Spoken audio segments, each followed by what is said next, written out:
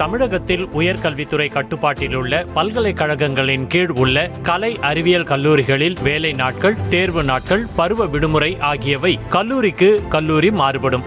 இதனால் ஒரு பல்கலைக்கழகத்தில் இளநிலை பட்டம் பெற்ற மாணவர்கள் முதுகலை படிப்புகளில் வேறு பல்கலைக்கழகத்தில் சேர்வதில் சிரமம் ஏற்பட்டு வந்தது. மேலும் மாணவர்களின் கல்வி சூழல் பாதிக்கப்படுவதோடு தேவையற்ற குழப்பமும் நிகழ்ந்து வந்தது. மேல் படிப்பிற்கும் வேலை வாய்ப்புகளுக்கும் குறித்த காலத்திற்குள் செல்ல முடியாத நெருக்கடியும் உருவானது.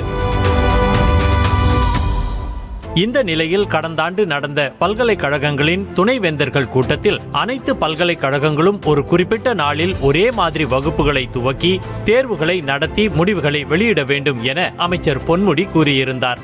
இந்த நிலையில் தமிழகத்தில் உள்ள அனைத்து கலை மற்றும் அறிவியல் கல்லூரிகளும் பின்பற்றும் வகையில் கல்வியாளர்கள் குழு தயாரித்த 2024-25 கல்வி ஆண்டுக்கான வரைவு கால அட்டவணை வெளியாகியுள்ளது.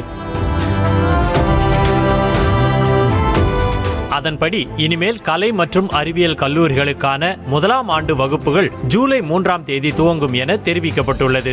இன்டர்னல் எக்ஸாம் என்று சொல்லக்கூடிய அக மதிப்பீட்டு தேர்வுகள் செப்டம்பர் மாதத்திலும், செய்முறை தேர்வுகள் அக்டோபர் 9ஆம் தேதி முதல் 17ஆம் தேதி வரையிலும், மாதிரி தேர்வுகள் அக்டோபர் 18ஆம் தேதி முதல் 28ஆம் தேதி வரையிலும் நடத்தி கொள்ளலாம் என கலை அறிவியல் கல்லூரிகளுக்கு அறிவுறுத்தப்பட்டுள்ளது. வரும் கல்வியாண்டில் 1, 3, 5 ஆகிய ஒற்றைப்படை செமஸ்டர் தேர்வுகள் அக்டோபர் 31ஆம் தேதி துவங்கி நவம்பர் 25ஆம் தேதி வரை நடத்தி கொள்ளலாம் என தெரிவிக்கப்பட்டுள்ளது.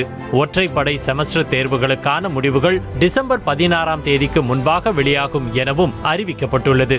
மேலும் 2, 4, 6 ஆகிய இரட்டைப்படை செமஸ்டர் தேர்வுகள் ஏப்ரல் 15 தொடங்கி மே 10ஆம் தேதி முடிவடையும் எனவும், மே 31ஆம் தேதிக்குள் தேர்வு முடிவுகள் வெளியிடப்படும் எனவும் அறிவிக்கப்பட்டுள்ளது.